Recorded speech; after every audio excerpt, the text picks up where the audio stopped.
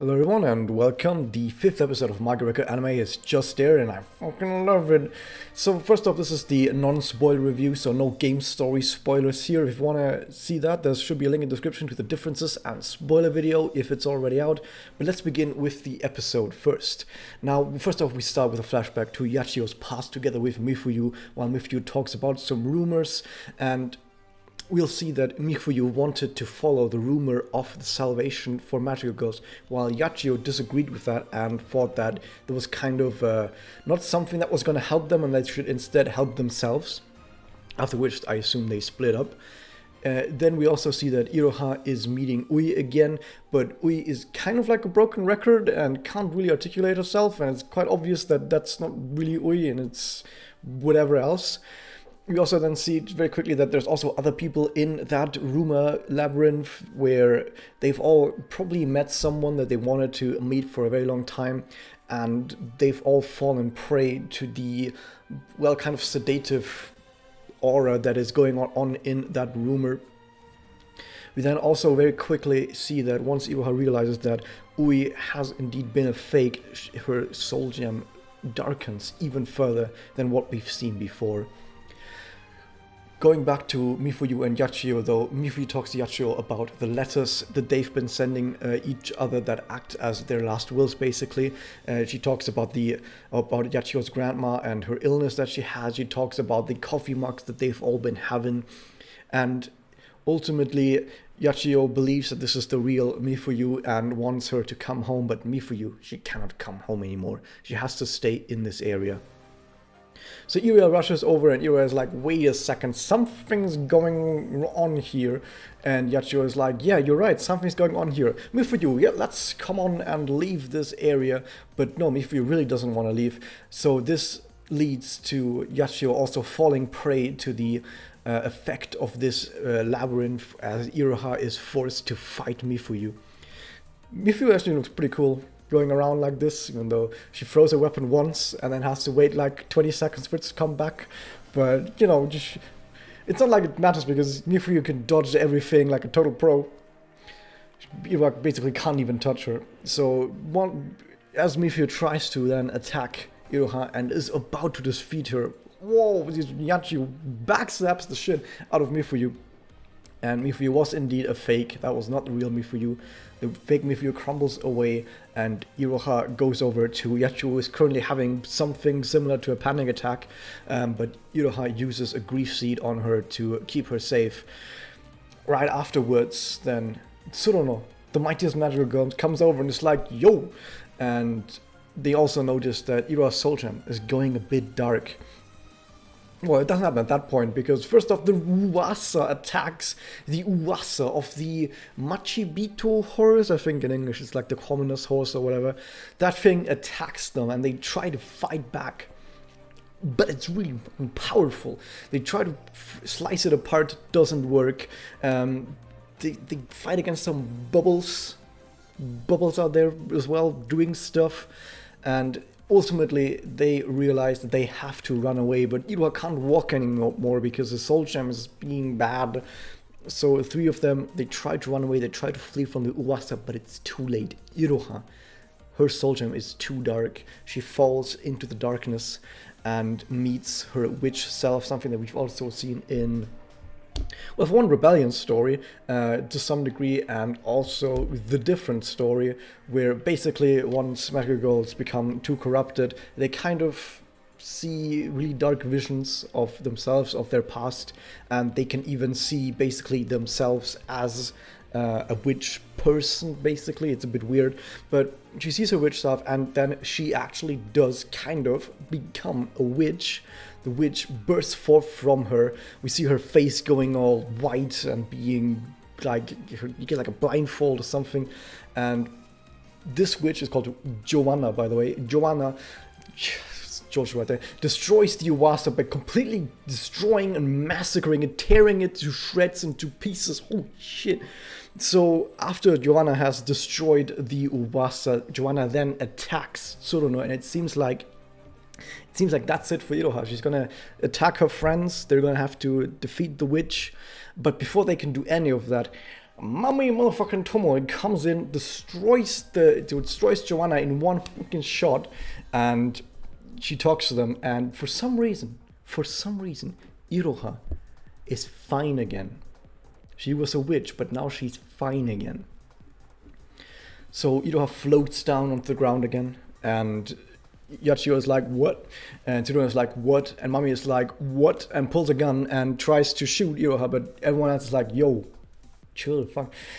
Because, I mean, at this point we know that Mami is kind of like the shoot first, ask questions later kind of person, because she believes that her own viewpoint is always valid. She believes in her own ideals of justice so much so that you can't really talk her down. And when she believes that something is evil and something is an enemy, she's going to shoot right at it.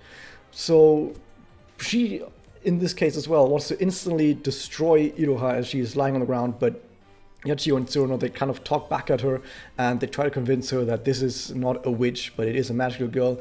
And I mean, it kind of makes sense. At least they could convince her, because they could just say, you know, that was a witch. It's not like a witch turned into Iroha, but rather the witch, it was a different witch, and that witch sort of ate Iroha or whatever, or grabbed Iroha, because sometimes witches do that. Sometimes witches like grab people or whatever. So they can be like, no, the witch had her grabbed, and we defeated the witch, and so it released the grab on Iroha, so Iroha is not the witch at all. There's no connection there. They could just easily say that, and it would make sense. But yeah, Mami kind of seems to believe that, yeah, that's fine, whatever, and she kind of backs off. Homura, in all of her timelines, had so much trouble to get Mami to back down from anything. Does she ever actually manage to convince Mami of anything? I'm not even sure. But in here, Yachio just instantly backs Mami the fuck off, and Mami just disappears. Nice, good job, Yachio. So Iroha is fine again and gets another vision at this point of Ui set to the song that Mokyu was singing in episode 1, interestingly enough. Although it's a bit different, there's no lyrics, whatever. It's kind of like stuck in her head, maybe. So Iroha then wakes up again in Yachio's house. Everything is seen fine again. Her house, by the way, is called Mikasuki Villa, and Yachio then keeps Iroha there for the night and makes some nice stew and soup or whatever. And they talk a bit, and Iroha goes back to her bed, and it seems in the final shot we see that Iroha has apparently taken over Mifuyu's room. Oh. But then the post-credit scene happened, and oh my god, how this actually what? Kaede, with a knocked out Rena and Momoko behind her, fights Albertino, who I think is a witch from the PlayStation Portable game. Yeah, it's a portable witch, so that's interesting. She then also kind of turns into a witch, but then is fine again, and I'm going to tell you what that's called right now, because there's a name for this thing. It's called a doppel. So Kaede doppels. Her witch is called Zola, and Zola completely, once again, destroys the witch instantly, bam. And Kaede, who apparently was unconscious during all of this, didn't really realize what was going on, she then looks at Momoko, and then she has this like splatters on her hand, and she panics and she runs away while Mitama is around, and Kaede somehow believes that she might be a witch and collapses. And that's the end of the episode. Holy shit. So this is like just like an hour worth of stuff, maybe not an hour, but there's like a lot of stuff that I want to talk about right now, but all of that is for the differences and spoilers reviews, so we're gonna have to hold on till then. What did the episode actually do? So we got a really nice window into Yachio's past. We got the resolution of the rumor arc that they were currently in, where we saw how strong some of these Uwasa can be. We saw whatever the fuck happened to Iroha, and then later to Kaede. We noticed that the tone of everything, especially in that post-credit scene, was suddenly very different. Like a complete tone shift happened here, as similar to how it happened in the Buramagi Madoka Maika anime, not with a surprise death in episode 3, but with suddenly this completely new mysterious thing that's happening, and we see in the post-credit scene that this new mysterious thing that is happening to people can completely screw people over, or at least make people think that they've killed their friends, or I'm going to talk about this more in a bit, but first off, also we see that fights got a lot more visceral and brutal than we've seen before. I kind of like this as well. I want much to be more brutal and visceral. I always like that. The animation quality is still kind of keeping up. I mean, sometimes the faces and the animations of the characters look a bit off or a bit stiff, but when it really comes down to it, the stuff that needs to look really nice does look really nice. So I kind of like that. Like, for example, when they fight some enemies, when we get flashbacks, all of that stuff does look very nice, and that's something that's continually being nice in this anime. I really like that. So let's go back though. We have seen that basically when you fulfill the requirements of becoming a witch, but then you don't actually kind of die from that, you might think like, wait a second, though, if they would turn into a witch, but they don't actually die, doesn't that kind of lower the stakes and like remove the fatal consequences? Isn't that kind of bad that they do that to the story? I mean, if characters can just witch and be fine, why should we care? What about the stakes, you know? But the thing is, they also immediately show us that when this doppel thing happens, you attack your allies, you might accidentally kill your allies, and you don't know what's going on because you can't control it. So instead of the character becoming a witch, dying, and then your friends have to kill your witch, instead you also kind of turn into a witch, but you don't die, and you attack your friends, but this time your friends won't really, at least I assume your friends wouldn't try to attack you because they would kill you, right? Because when a character has turned into a witch, you can just kill the witch and you can be like, well, we kind of have to kill the witch, there's nothing to be done at this point. But when you know that they're gonna turn back into a human again, do you want to kill that witch? No, you wouldn't want to kill that witch because then you would be killing, you would be actually killing your friend because they're not dead yet. So now we've not removed the consequences, we've shifted them. Before, the consequence was, don't let your soul gem become all the way dark or you're gonna die. Now, don't let the soul gem become all the way dark or you might accidentally kill your friends and they won't be able to defend themselves because they might accidentally kill you. So we've just shifted the consequences from one side to another, which still makes sure that there are fatal consequences potentially to this sort of situation, but they're now different. Stuff is different now, but I would still argue that we still have these sort of really dark consequences that can happen. So yeah, absolutely love what they did with the tone shift. I wouldn't say that it's like a complete tone shift, as it was in Magia Maika, where the shift of where in the first 3 episodes it was really lighthearted and then it was suddenly dark for the entire thing. I think it was more like it was a more subtle shift, and maybe the shift is not even going to keep up towards the next few episodes, but I do believe that especially with that post-credit scene, they were showing that they were willing to go darker. They are willing to make stuff really sting as well. I don't think that Momoko and Reina are dead. I really don't think so. They did make some noises when Mitama came onto them, and Mitama can probably heal them or whatever.